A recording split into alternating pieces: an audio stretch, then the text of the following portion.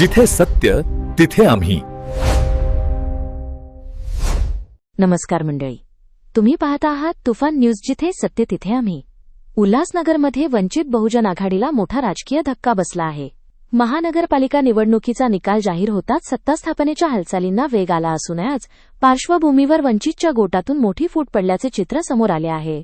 वंचित बहुजन आघाडीच्या तिकिटावर निवडून आलेल्या दोन्ही नगरसेवकांनी शिवसेना शिंदे गटाला अधिकृत पाठिंबा जाहीर केला आहे.